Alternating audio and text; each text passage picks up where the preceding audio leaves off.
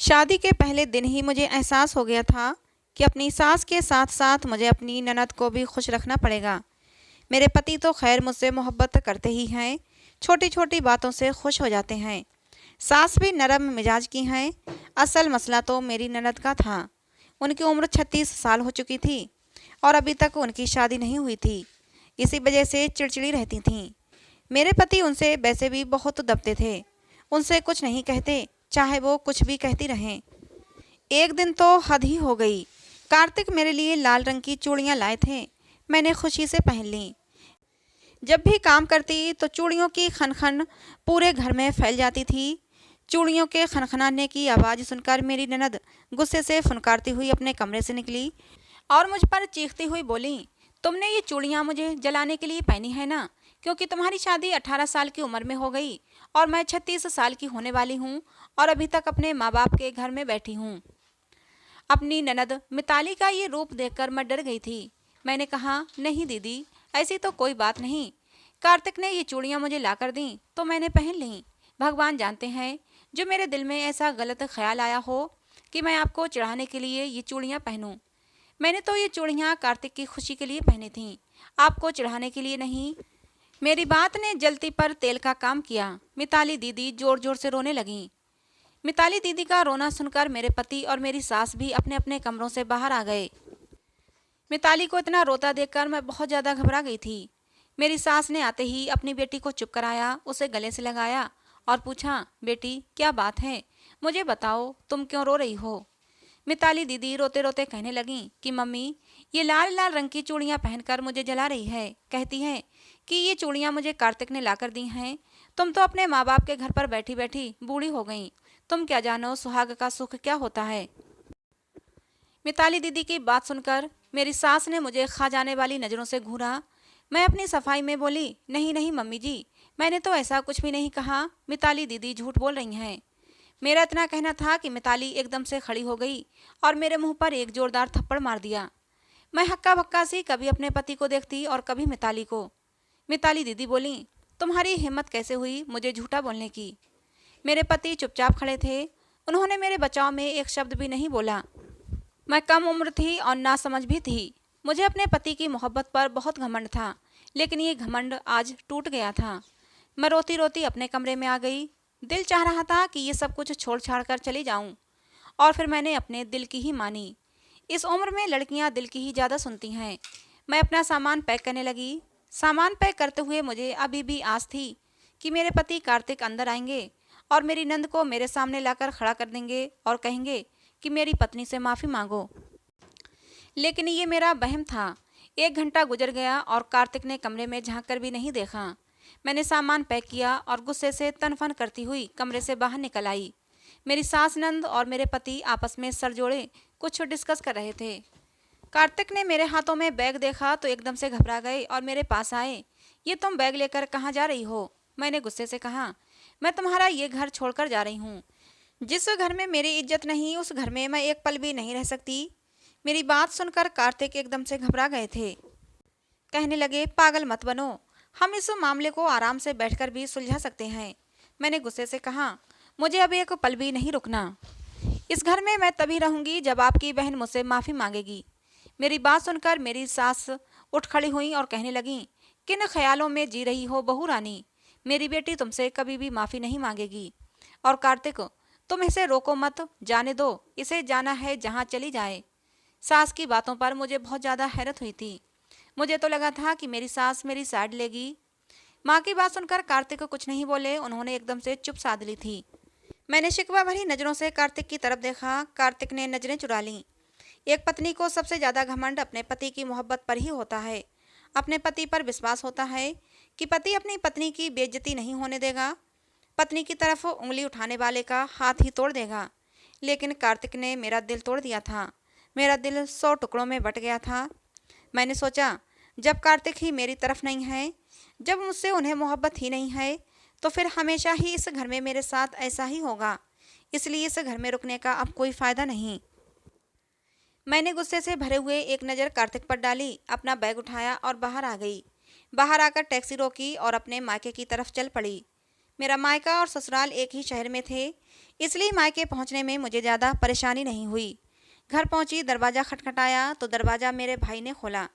मेरी हालत देखकर भाई कुछ परेशान हो गया। मैं जल्दी से भाई से गले लगकर रोने लगी थी। भाई ने पूछा, क्या बात हो गई, तुम रो क्यों रही हो? मैंने कहा, भाई, मेरी ननद ने मेरे मुंह पर थप्पड़ मारा है। मेरी बात सुनकर भाई के माथे पर बल पड़ गए। पूछा, क्यों? उसने थप्पड़ क्यों मारा और उसकी इतनी हिम्मत कैसे हुई? इतने में मेरी छोटी बहन रिया और मम्मी भी बाहर आ गई थीं। मम्मी मुझे अपने साथ अंदर ले गईं। मैंने रोते हुए सारी बात मम्मी को बताई। मैंने कहा कि मम्मी, कार्तिक मेरे लिए लाल रंग की चूड़ियाँ लाए थे। मैंने वो चूड़ियाँ पहन लीं, लेकिन मेरी ननद ने ये बर्दाश्त नहीं किया और जलन के मारे बात का बतंगड़ बना दिया और मुझे थप्पड़ मार दिया। मेरी बात सुनकर भाई ने कहा, क्यों, उस समय कार्तिक तुम्हारे पास नहीं था क्या? उसने अपनी बहन को रोका नहीं। मैंने ना में सिर हिला दिया कि कार्तिक कुछ नहीं बोले। मैं सामान पैक करके घर छोड़कर आ रही थी तो कार्तिक ने मुझे रोकने की कोशिश तो की, लेकिन उनकी माँ ने मना कर दिया। फिर वो भी चुप हो गए और मुझे रोकने की कोशिश नहीं की। मेरी बात सुनकर मम्मी को गुस्सा आ गया। मुझे चुप कराते हुए बोली, परेशान मत हो जिया, सब ठीक हो जाएगा। तुम्हारे पापा को आने दो, उन्हें सारी बात बताती हूँ।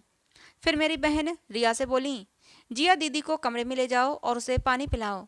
रिया मुझे कमरे में ले आई। रिया मुझसे 4 साल छोटी थी। मेरी और कार्तिक की मोहब्बत की गवाह थी कि हम एक दूसरे से कितनी मोहब्बत करते थे। बेड पर बैठते हुए रिया बोली, दीदी, मैंने आपसे नहीं कहा था कि जब तक आपकी ननद आपके साथ रहेगी वो आपको खुश नहीं रहने देगी। आप सब्र करो, जब आपकी ननद की शादी हो जाएगी तो सब कुछ ठीक हो जाएगा। रिया बहुत देर तक मुझसे इधर उधर की बातें करती रही और मुझे बहलाने की कोशिश करती रही। जब मुझे थोड़ा सुकून हुआ तो रिया मुझे आराम करने का कहकर कमरे से चली गई। मैं बीती बातें याद करने लगी। कार्तिक और मेरी मोहब्बत 5 साल पुरानी थी। हम एक ही स्कूल में पढ़ते थे। हमारी मोहब्बत तो बचपन की मोहब्बत थी। कार्तिक 10वीं क्लास में था और मैं 7वीं क्लास में पढ़ती थी। 10वीं के बाद कार्तिक कॉलेज में चले गए और मैं उसी स्कूल में रह गई, लेकिन हम दोनों फ़ोन पर बात कर लिया करते थे। पढ़ाई पूरी करने के बाद कार्तिक को जॉब मिल गई, लेकिन मेरा आगे पढ़ने का कोई इरादा नहीं था, इसलिए मैंने बीच में ही पढ़ाई छोड़ दी थी। पापा को मेरी शादी की जल्दी पड़ गई। मैंने कार्तिक से फ़ोन पर कहा कि कार्तिक, जल्दी से अपना रिश्ता भेजो, मेरे पापा मेरी शादी करना चाहते हैं और मैं तुम्हारी सिवा किसी और से शादी नहीं कर सकती। मेरी बात सुनकर कार्तिक ने कहा था कि जिया, मैं भी तुमसे मोहब्बत करता हूँ और शादी तुमसे ही करना चाहता हूँ, लेकिन मैं मजबूर हूँ। जब तक मेरी दीदी की शादी नहीं हो जाती मैं शादी नहीं कर सकता। तो तुम्हें तब तक इंतज़ार करना होगा जब तक दीदी की शादी ना हो जाए। और फिर इसी इंतज़ार में 2 साल गुजर गए। वो तो किस्मत अच्छी थी कि पापा को मेरे लिए कोई रिश्ता पसंद नहीं आया था। अब तक मैं दिन रात दुआ मांगती कि मिताली दीदी की शादी जल्द से जल्द हो जाए, लेकिन 2 साल गुजर गए, मिताली दीदी की शादी ही नहीं हो रही थी। और फिर अचानक मेरे पापा को मेरे लिए एक रिश्ता पसंद आ गया और उन्होंने रिश्ता तय भी कर दिया। मैं उस दिन बहुत रोई थी, खाना पीना भी छोड़ दिया था, बस परेशान सी अपने कमरे में बैठी रहती। कार्तिक भी बहुत परेशान थे, लेकिन वो मजबूर थे। मेरी हालत से मम्मी अनजान नहीं थीं। एक दिन वो मेरे पास आईं और कहने लगीं, जिया, मुझे बताओ कि आखिर तुमने ये हालत क्यों बना रखी है? तुम्हारे मन में क्या चल रहा है? मेरे सब्र का बांध टूट चुका था, इसलिए मैंने अपना दिल खोलकर मम्मी के सामने रख दिया। मैंने कहा, मम्मी, मैं किसी और लड़के से मोहब्बत करती हूँ, मैं ये शादी नहीं कर सकती। अगर मेरी पसंद के लड़के से मेरी शादी नहीं हुई तो मैं मर जाऊँगी। मम्मी मेरी बात सुनकर घबरा गई थीं। कहने लगीं, जिया, तुमने पहले क्यों नहीं बताया? तुम कोई गलत कदम मत उठाना, मैं तुम्हारे पापा से बात करती हूँ। फिर मम्मी ने पापा से बात की और किसी तरह पापा को राजी भी कर लिया। फिलहाल ये सारा मामला मेरे भाई से छुपा लिया गया था कि ये शादी मेरी पसंद की शादी है। मेरा भाई रिदम मुझसे बड़ा था और बहुत ही सख्त मिजाज था। मम्मी पापा ने कार्तिक के बारे में छानबीन कराई तो उन्हें तसल्ली हो गई कि लड़का अच्छा है। मम्मी पापा राजी तो हो गए थे, लेकिन पापा मुझसे बोले, बेटा जिया, लड़का तो हमें पसंद है, लेकिन एक बात हमें खल रही है कि तुम्हारी ननद की अभी तक शादी नहीं हुई और उसकी शादी की उम्र भी गुजर चुकी है, तो तुम्हारी ननद तुम्हें बहुत तंग करेगी, हर बात में तुमसे मुकाबलाबाजी करेगी। तुम हमारी नाजों पली बेटी हो, कभी तुमसे ऊंची आवाज़ में भी बात नहीं की। इस शादी को लेकर मेरे दिल में डर है कि पता नहीं तुम खुश रह पाओगी या नहीं। मैं तो उस समय कार्तिक की मोहब्बत में पागल हो रही थी। अपने पापा से बोली, पापा, मुझे ये रिश्ता हर हाल में मंजूर है, सुख और दुख तो जीवन का हिस्सा हैं। अगर मेरी ननद मुझे दुख देगी तो सुख देने के लिए कार्तिक भी हैं। आज ये सारी बातें याद आते ही मेरी आंखों में आंसू आ गए। मुझे कार्तिक से ऐसी उम्मीद नहीं थी। कार्तिक ने आज मेरा दिल तोड़ दिया था। अगर कार्तिक मेरी साइड ले लेते तो शादी के 3 महीने बाद ही मुझे यूं नाराज होकर अपने मायके नहीं आना पड़ता। शाम को जब पापा घर आए तो मम्मी ने उन्हें सारी कहानी सुना दी। सारी बातें सुनकर पापा बहुत नाराज हुए थे। कहने लगे कि अब मैं अपनी बच्ची को ससुराल नहीं भेजूंगा। माँ बाप अपनी बेटियाँ इसलिए नहीं ब्याहते कि उन्हें यूं बेइज्जत किया जाए। पति पत्नी की आपस की बात होती तो ठीक था, लेकिन उसकी ननद को क्या हक है कि वो मेरी बच्ची पर हाथ उठाए। मेरे पापा ने मुझे दिलासा दिया कि तुम आराम से बेफिक्र होकर यहाँ रहो। मम्मी पापा को यकीन था कि कार्तिक कल तक दौड़े दौड़े मुझे लेने आ जाएंगे। कहीं ना कहीं मुझे भी लग रहा था कि कार्तिक मुझे लेने जरूर आएंगे, लेकिन मुझे लेने तो आना दूर रहा, कार्तिक ने मुझे एक मैसेज भी नहीं किया था। मम्मी पापा के घर रहते हुए मुझे पूरा 1 हफ्ता हो चुका था। मुझे कार्तिक की बहुत ज़्यादा याद अब सताने लगी थी। अब मेरा गुस्सा भी ठंडा हो चुका था। मन करता कि वापस अपने पति के पास चली जाऊं। मैं कार्तिक की याद में छुप छुप कर रोया करती। एक बार मम्मी ने मुझे रोते हुए देख लिया। उन्होंने मुझे समझाते हुए कहा, देखो जिया, मुझे लगता है कि तुम कार्तिक के प्यार में पागल हो चुकी हो, लेकिन एक बात कान खोलकर सुन लो, तुम खुद से कार्तिक के पास नहीं जाओगी जब तक कार्तिक तुम्हें खुद लेने नहीं आता। मैं उस घर में तुम्हें कदम भी नहीं रखने दूंगी जब तक कार्तिक खुद लेने नहीं आता और तुमसे माफ़ी नहीं मांग लेता। तुम उस घर में नहीं जाओगी और ना ही मैं तुम्हें ये इजाज़त दूंगी कि तुम कार्तिक को अपनी तरफ से कोई कॉल या मैसेज करो। मम्मी ने मुझसे बहुत ही गुस्से से कहा था, सो मजबूरी में मैंने मम्मी की बात मान ली, लेकिन मैं दिन रात कार्तिक को याद करके रोती रहती थी। अब तो मुझे लगने लगा था कि कार्तिक कहीं मुझे भूल न जाएं, कहीं मेरी सास मुझे जलाने के लिए कार्तिक की दूसरी शादी न कर दें। ये सारी बातें दिमाग में आते ही दिल तड़प उठता था। आज रात मुझे नींद नहीं आ रही थी। रात के 2 बज चुके थे और मैं कार्तिक को याद कर रही थी। जब मुझसे बर्दाश्त नहीं हुआ तो मैंने कार्तिक को कॉल लगा दी। दूसरी ही घंटे पर कार्तिक ने फ़ोन उठा लिया था। कार्तिक की आवाज़ सुनते ही मेरे सब्र का बांध टूट गया और मैं रोने लगी। मैंने कहा, कार्तिक, क्या तुम्हें मेरी याद नहीं आती? दूसरी तरफ से कार्तिक ने कहा, पगली, तुमने ऐसा सोच भी कैसे लिया कि मैं तुम्हें याद नहीं करता? अभी मैं तुम्हारी ही तस्वीर से बातें कर रहा था, तुम्हें याद कर रहा था। कार्तिक की बातें सुनकर मेरा दिल पसीज गया। मैंने भराए हुए स्वर में कहा कि आप फिर मुझे लेने क्यों नहीं आए? मेरी बात सुनकर कार्तिक बोले, अगर लेने आऊँगा तो खाली हाथ वापस तो नहीं लौटा दोगी? मैंने कहा, नहीं, तुम लेने तो आओ। कार्तिक बोले, ठीक है, फिर सुबह तैयार रहना, मैं तुम्हें लेने आऊँगा। मैं सुबह उठी तो बहुत खुश थी। नहा धोकर एक सुंदर सी ड्रेस पहनी, हल्का फुल्का मेकअप किया। आज मैं बहुत ज़्यादा चहक रही थी। मम्मी और रिया मुझे शक की नज़रों से देख रही थीं। रिया बोली, क्या बात है दीदी, आज तो आप बहुत खुश लग रही हैं। मैंने कहा, हाँ, आज पता नहीं क्यों मेरा दिल अंदर से बहुत खुश है। मुझे लग रहा है जैसे कुछ अच्छा होने वाला है। खैर, दोपहर के 2 बजे मेरी सास, मेरी ननद और कार्तिक मुझे लेने आ चुके थे। मैं बहुत खुश थी। मेरी मम्मी ने कार्तिक, मेरी ननद और मेरी सास को खूब बातें सुनाई। पापा को भी फ़ोन कर दिया और पापा को ही तो ये फैसला लेना था कि मुझे घर भेजना है या नहीं। मेरी ननद मिताली दीदी ने भी हाथ जोड़कर मुझसे माफ़ी मांगी थी। मेरा सर गर्व से ऊंचा हो गया था। पापा ने मुझे इसी शर्त पर घर भेजा था कि आइंदा से कोई भी बात नहीं होनी चाहिए।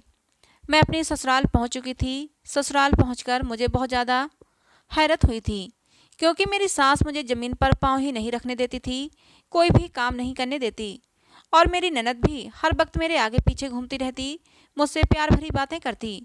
मैंने सोचा, शायद मेरी सास और ननद बदल गए हैं और ये सब कार्तिक की वजह से हुआ होगा। कार्तिक ने ही उन लोगों को कहा होगा कि मेरी बीवी का अच्छे से ख्याल रखना, तभी ये लोग इतना बदल गए हैं। लेकिन असल बात क्या थी वो तो बाद में खुलकर सामने आई। एक दिन मैं सब्जी काट रही थी कि मेरी सास मेरे पास आकर बैठ गईं और कहने लगीं, जिया, तुम्हारे भाई रिदम की उम्र क्या होगी? पता नहीं मुझे क्यों कुछ अजीब सा महसूस हुआ। मैंने कहा, मेरे भाई की उम्र तो अभी 25 साल है। मेरी मम्मी कहती हैं कि भाई के लिए पत्नी कम उम्र की और बहुत ही सुंदर सी लेकर आएंगी। मेरी बात सुनकर मेरी सास का चेहरा थोड़ा उदास हो गया था। फिर थोड़ी देर बाद बोली, पता नहीं लोग क्यों चाहते हैं कि पत्नी पति से हमेशा छोटी ही हो। हालांकि पत्नी अगर पति से बड़ी होती है तो दोनों में तालमेल और अच्छा बैठता है। मैं चुपचाप उनकी बातें सुनती रही, कुछ नहीं बोली। मुझे खामोश देखकर मेरी सास फिर बोली, जिया, अगर मिताली और रिदम की शादी हो जाए तो तुम्हारा और कार्तिक का रिश्ता और भी मजबूत हो जाएगा। अपनी सास की ये बात सुनकर मैं बहुत ज़्यादा हैरान रह गई थी। मैंने कहा, मम्मी जी, मिताली दीदी तो रिदम भैया से बहुत बड़ी हैं, वो तो उनकी माँ लगेंगी, सब लोग उन पर हंसेंगे। मेरी बात सुनकर मेरी सास का चेहरा गुस्से से तमतमा गया। उनका बस नहीं चल रहा था कि मेरा मुंह नोच लें, लेकिन ऐसा करने से मजबूर थीं, सोच कर चली गईं। सास के जाने के बाद मैंने सब्जी वहीं छोड़ी और जल्दी से कमरे में आकर मम्मी को फ़ोन किया। मैंने मम्मी को सारी बात बताई। मेरी बात सुनकर मम्मी हंसने लगीं, कहने लगीं, अच्छा हुआ जो तुमने अपनी सास को साफ साफ जवाब दे दिया। तभी तो कहूँ कि आखिर ये मिताली इतनी अच्छी कैसे हो गई जो घर आकर तुमसे माफ़ी मांग रही है। माँ बेटी के दिमाग में यही खिचड़ी पक रही होगी, इसलिए तुमसे आकर माफ़ी मांगी थी। इसीलिए दोनों माँ बेटी तुम्हारे साथ इतना अच्छा बर्ताव करती हैं। फिर थोड़ी देर बाद मम्मी कुछ परेशान होकर बोलीं, लेकिन जिया, मुझे डर है कि कहीं कार्तिक तुम पर दबाव न डालें कि मिताली और रिदम की शादी कराओ। लेकिन जिया, एक बात साफ साफ सुन लो कि रिदम कभी भी इस रिश्ते के लिए राजी नहीं होगा, इसलिए कोई भी आस लेकर हमारे घर मत आना। मैंने मम्मी को तसल्ली दी कि मम्मी परेशान मत हो, ऐसा कुछ नहीं होगा। मैंने मम्मी को तसल्ली तो दे दी थी, लेकिन अंदर ही अंदर मैं भी डर गई थी कि कहीं सच में कार्तिक मुझ पर दबाव न डालें। अगर ऐसा हुआ तो फिर मैं क्या करूँगी? पति या भाई में से किसे चुनूंगी? मैं अभी ये सब कुछ सोच ही रही थी कि मेरे दरवाजे पर किसी ने नॉक किया। मैंने दरवाज़ा खोला तो मेरी सास चमकते चेहरे के साथ मेरे सामने खड़ी थीं। खुशी उनके चेहरे से टपकी पड़ रही थी। खुशी खुशी कहने लगीं, जिया, तुम मिताली के साथ मार्केट चली जाओगी? मैंने कहा, हाँ चली तो जाऊंगी, लेकिन आखिर बात क्या है, मार्केट क्यों जाना है? मेरी सास बोली, बहुत ही खुशी की बात है, आज शाम को मिताली की शादी है, बस इसलिए कुछ ज़रूरी सामान मार्केट से लाना है। मैं तो अपनी सास की बात सुनकर हक्का बक्का रह गई और बोली, किसके साथ है शादी? मेरी बात सुनकर मेरी सास बोली, बस भगवान ने मेरी बच्ची की किस्मत खोल दी, शाम को ही शादी है, तो मिताली के साथ मार्केट चली जाओ और एक अच्छा सा लहंगा उसे दिलवा दो। मेरी सास चली गई और मैं वहीं मुंह खोले खड़ी रह गई। मैं हैरान थी कि ये सब आखिर क्या हो रहा है। फिर मैंने ये सोचकर सर झटक दिया कि चलो अच्छा ही हुआ, ये बला मेरे सर से टले और मेरी ज़िंदगी की मुश्किलें आसान हो जाएं। खैर, मैं मिताली दीदी के साथ बाजार चली गई। मिताली दीदी ने गुलाबी रंग का बहुत ही अच्छा सा लहंगा पसंद किया था। मैं हैरत में थी। मैंने पूछा, दीदी, अभी दोपहर तक तो मम्मी जी आपकी शादी को लेकर परेशान हो रही थीं, फिर अचानक से ये रिश्ता कैसे आ गया? मेरी बात सुनकर मिताली दीदी बोली, पता नहीं भगवान ने कैसे बैठे बिठाए मेरी सुन ली। मैं बोली, आपने लड़के को देखा है? मिताली दीदी ने शर्माकर हाँ में सिर हिला दिया। हमें घर आने की जल्दी थी, इसलिए मैंने बात को ज़्यादा नहीं बढ़ाया और हम दोनों घर आ गए। घर आई तो मेरी सास मेरे पास आई और कहने लगी, जिया, तुम्हें कार्तिक की कसम है, तुम कार्तिक को इस शादी के बारे में कुछ नहीं बताओगी। अपनी सास की बात सुनकर मैं चकरा गई। कहने लगी, मम्मी जी, ये आप क्या कह रही हैं? भाई की मर्जी के बिना बहन की शादी कैसे हो सकती है? मेरी सास कहने लगी, अभी तुम्हें कसम है कार्तिक को कुछ मत बताना। एक बार मेरी मिताली रुखसत हो जाए तो बाद में मैं कार्तिक को खुद ही बता दूंगी। मेरी बात सुनकर मेरी सास कहने लगी, तुम तो जानती हो कार्तिक ऐसा ही है, वो हर रिश्ते में 100 कीड़े निकालता है, कहीं ऐसा न हो कि ये रिश्ता भी हाथ से निकल जाए। मैंने हाँ में सिर हिला दिया। मैंने अपनी सास से कहा, बारात का क्या इंतजाम होगा? सास कहने लगी, तुम फिक्र मत करो, बस जाकर मिताली को तैयार कर दो। मुझे खूब अच्छा मेकअप करना आता था। मैंने दिल लगाकर मिताली दीदी का मेकअप किया।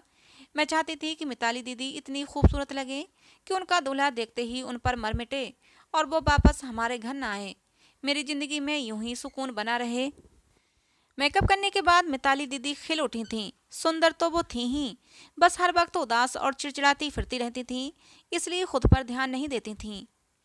मेरी सास ने देखा तो खुश हो गई, मुझे खूब सारी दुआएं दी और कहा, अब जाकर तुम भी तैयार हो जाओ।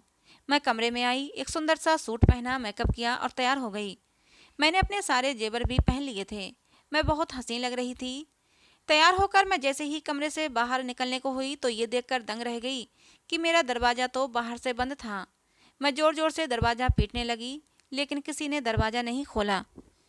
जब दरवाज़ा पीटते पीटते और आवाज़ें लगाते लगाते मैं थक गई तो बेड पर बैठ गई। करीब 2-3 घंटे के बाद दरवाज़ा खुला और सामने कार्तिक को देखा। कार्तिक मुझे देखकर हंसने लगे, कहने लगे, खैर तो है, इतना तैयार होकर कहाँ जा रही हो? इतने में मेरी सास भी आ चुकी थीं। मैंने अपनी सास से गुस्से से कहा कि मम्मी जी, मेरा दरवाज़ा बाहर से बंद किसने किया था? मेरी बात सुनकर मेरी सास एकदम से डर गई और बोली, कार्तिक बेटा, मुझे तुमसे एक ज़रूरी बात करनी है। फिर मेरी सास बोली, कार्तिक बेटा, आज मिताली का बहुत ही अच्छा रिश्ता आया था। लड़के वाले मेरे देखे वाले थे, इसलिए मैंने तुरंत ही एक मंदिर में ले जाकर उनकी शादी करवा दी और उसे विदा भी कर दिया। और हाँ बहू, मुझे तो ये लगा था कि तुम मिताली की शादी में आना नहीं चाहती, लेकिन अब पता चला कि तुम्हारा दरवाज़ा किसी ने बाहर से बंद कर दिया था। हो सकता है ये किसी बच्चे की शरारत हो। इधर मेरी सास मुझसे ये बातें कर रही थी और उधर कार्तिक का मुंह खुले का खुला रह गया था। कार्तिक कहने लगे, मम्मी ये क्या हरकत है? मैं जिंदा था, मर तो नहीं गया था और इसी शहर में था, कम से कम मुझे एक फ़ोन करके बुला तो लेती। दोनों माँ बेटे आपस में बहस कर रहे थे, तभी मेरी मम्मी का फ़ोन आ गया। मम्मी कहने लगी कि जिया, तुम्हारा भाई रिदम पता नहीं कहाँ चला गया है, बहुत देर से कुछ पता ही नहीं, तुम्हारी तरफ तो नहीं आया। मैंने कहा, नहीं मम्मी, इधर तो नहीं आए भाई। मैंने फ़ोन रख दिया। हमारे घर में अजीब ही माहौल हो रहा था। कार्तिक अपनी माँ से नाराज़ थे, खाना भी नहीं खाया। सुबह ऐसे ही उठकर ऑफिस चले गए। दोपहर को मेरी सास बोली, मैं मिताली की ससुराल होकर आती हूँ, देखती हूँ मेरी बच्ची कैसी है। मैंने कहा, मम्मी जी, मुझे भी साथ ले चलें, मैं भी मिताली के दूल्हा को और मिताली के घर को देखना चाहती हूँ। मेरी बात सुनकर मेरी सास गुस्से से बोली, खबरदार, जो आज के बाद ये बात अपनी मुंह पर लेकर आई, आज के बाद तुम कभी भी मिताली के घर जाने की बात नहीं कहोगी। अगर तुमने दोबारा ऐसी बात की तो मैं तुम्हें तलाक दिलवा दूंगी। मैं अपनी सास की बात सुनकर बहुत ज़्यादा डर गई थी। मैंने अपने दिल में सोचा कि भला मुझे क्या पड़ी है जो मैं ये बात दोबारा अपने मुंह से कहूँगी। लेकिन मैं बहुत ज़्यादा परेशान थी।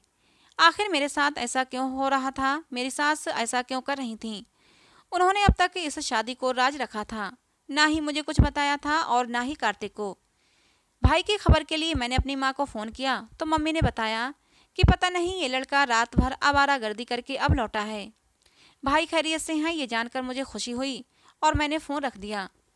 लेकिन अभी भी मैं मिताली दीदी के बारे में ही सोच रही थी। पहले तो मिताली दीदी की शादी की दुआएं मांगती थी, लेकिन आज इस शादी से मैं खुश नहीं थी। पता नहीं क्यों मेरा दिल अजीब से अंदाज में धड़क रहा था। खैर, धीरे धीरे समय आगे को सरका और मिताली दीदी की शादी को 2 महीने हो गए, लेकिन अभी तक मुझे और कार्तिक को पता नहीं चला था कि मिताली दीदी की शादी कहाँ हुई है। एक बार मेरी सास मिताली दीदी के साथ वीडियो कॉल पर बात कर रही थीं। अचानक पीछे मैं भी आकर खड़ी हो गई और जब मिताली दीदी के पति पर मेरी नज़र पड़ी तो मेरे होश उड़ गए। मैं जल्दी से भागती हुई कमरे में आई, एक चादर से खुद को छुपाया और सास से छुपती हुई घर से बाहर निकल आई। मैं अपनी मम्मी के घर आ गई और अपनी मम्मी के गले लगकर फूट फूट कर रोने लगी। मेरी मम्मी भी परेशान हो गई, कहने लगी, क्या बात है जिया, तुम इतना क्यों रो रही हो? क्या फिर से कार्तिक से झगड़ा हो गया? मैंने कहा, नहीं मम्मी, पापा कहाँ हैं? पापा को बुलाओ, मुझे पापा से बात करनी है। लेकिन बात क्या है, आखिर बताओ तो सही, आखिर तुम्हें पापा से क्या बात करनी है? मैं कुछ नहीं बोली और चुपचाप बैठी रही और पापा के आने का इंतजार करने लगी। पापा घर आए तो मैं गुस्से से फट पड़ी। मैंने कहा, क्यों पापा, आपने ऐसा क्यों किया? आपने मेरी मम्मी को धोखा क्यों दिया? मेरी बात सुनकर पापा हक्का बक्का रह गए, कहने लगे, मैंने तुम्हारी मम्मी को कोई धोखा नहीं दिया, आखिर बात क्या है? मैं कहने लगी, मैंने वीडियो कॉल पर देख लिया है, मेरी नंद मिताली के घर आप ही थे। इसका मतलब मेरी ननद मिताली से आपने ही शादी की है। मेरी बात सुनकर मम्मी के सिर पर आसमान गिर पड़ा, वहीं सोफे पर बैठती चली गईं। मेरी बात सुनकर पापा भी घबरा गए थे। वो मम्मी को समझाने लगे, पहले मेरी बात तो सुनो, मुझे कुछ कहने का मौका तो दो। मैंने गुस्से से कहा, पापा, आप कहने के लिए बचा ही क्या है, आपने सब कुछ बर्बाद कर दिया। पापा भर्राए हुए गले से बोले, मैं जानता हूँ जो कुछ भी हुआ वो मैंने गलत किया, लेकिन मैं मजबूर था, मैं क्या करता। लेकिन जैसा तुम समझ रही हो वैसा बिल्कुल भी नहीं है, मैंने मिताली से शादी नहीं की है। पापा की बात सुनकर मैं गुस्से से चीख पड़ी, आप झूठ बोल रहे हैं। मैंने मिताली के पीछे आपको ही देखा था, वीडियो कॉल पर आप ही थे। मेरी बात सुनकर पापा बोले, हाँ वीडियो कॉल पर मैं ही था, लेकिन मैं अपने बेटे और बहू से मिलने गया था। मिताली मेरी बहू है। मैंने रिदम और मिताली की शादी करा दी है। पापा के मुंह से ये बात सुनकर मेरे और मम्मी के सिर पर आसमान गिर पड़ा। हम कुछ देर तक तो कुछ बोल ही नहीं पाए। बहुत देर बाद मेरे मुंह से आवाज़ निकली, पापा आप ये क्या कह रहे हैं? आपने ऐसा क्यों किया? कम से कम दोनों का जोड़ तो देख लेते। पापा बोले, उम्र कोई मायने नहीं रखती, बस पति पत्नी में अंडरस्टैंडिंग अच्छी होनी चाहिए। मैं अपने बेटे को जानता हूँ, वो बहुत अच्छा है, लेकिन मिताली भी बहुत अच्छी है। वो दिल की बहुत अच्छी लड़की है। वो चिड़चिड़ी रहती थी, तुमसे लड़ाई झगड़ा करती थी क्योंकि उसकी शादी नहीं हो रही थी और उसकी शादी की उम्र निकलती जा रही थी। बाकी वो बहुत अच्छी है। उस दिन जब तुम अपनी मम्मी से फ़ोन पर बात कर रही थी तो मैंने सुन लिया था। मुझे मिताली पर और तुम्हारी सास पर बहुत तरस आया था कि किस तरह एक विधवा औरत अपनी बेटी की शादी के लिए परेशान है। मैंने रिदम से बात की तो उसने सोचने के लिए कुछ टाइम मांगा और फिर वो शादी के लिए मान ही गया। मैंने मंदिर में दोनों की शादी करवा दी और घर में किसी को कुछ नहीं बताया। सोचा था टाइम आने पर बता दूंगा, लेकिन जिया बेटा, यकीन मानो, भले ही मिताली की उम्र रिदम से ज़्यादा है, लेकिन वो बहुत अच्छी लड़की है, बहुत ही मिलनसार है। रिदम को भी अपने फैसले पर कोई पछतावा नहीं है। दोनों पति पत्नी आपस में बहुत ही प्यार से रहते हैं। पापा की सारी बातें सुनने के बाद मम्मी तो जोर जोर से रोने लगी थीं और मैं भी पापा से बहुत गुस्सा थी। पापा को ऐसा नहीं करना चाहिए था। जैसे तैसे करके मैंने मम्मी को चुप कराया। धीरे धीरे मजबूरी में ही सही सबने इस रिश्ते को एक्सेप्ट कर लिया, लेकिन शायद दिल से नहीं, क्योंकि अभी भी मेरी मम्मी ने मिताली से बात नहीं की थी और ना ही उसे अपने घर आने दिया था और मैं भी मिताली से बात नहीं करती थी। कार्तिक को जब ये सब कुछ पता चला तो पहले तो उसे बहुत ज़्यादा हैरत हुई थी, फिर उसके चेहरे पर खुशी झलक आई थी। लेकिन इस रिश्ते से मैं बिल्कुल भी खुश नहीं थी और ये बात मैंने कार्तिक को बता भी दी थी। कार्तिक ने मुझे समझाया था, इतना परेशान मत हो, दोनों की उम्र में फ़र्क है तो क्या हुआ, दोनों के दिल आपस में मिलना चाहिए। और तुम्हें इस बात की खुशी नहीं है कि मिताली दीदी अपने घर की हो गई, तुम्हारी ज़िंदगी में तुम्हें कोई डिस्टर्ब करने वाला नहीं है। मैंने कार्तिक की बात का कोई जवाब नहीं दिया और बुझे मन से आकर अपने बेड पर लेट गई। जो कुछ होना था वो तो हो चुका था, अब हम इसमें कुछ भी नहीं कर सकते थे। आप लोगों का इस बारे में क्या ख्याल है? क्या मुझे अपने पापा और मिताली दीदी को माफ़ कर देना चाहिए? मुझे मिताली को अपनी भाभी के रूप में स्वीकार कर लेना चाहिए? अपनी राय कमेंट बॉक्स में ज़रूर बताएं। कहानी पसंद आई हो तो प्लीज़ लाइक करना। ऐसी और कहानियों के लिए हमारे चैनल को भी सब्सक्राइब जरूर करना। कहानी को अंत तक सुनने के लिए आप लोगों का बहुत बहुत धन्यवाद। मिलते हैं दोस्तों अगली किसी नई कहानी में।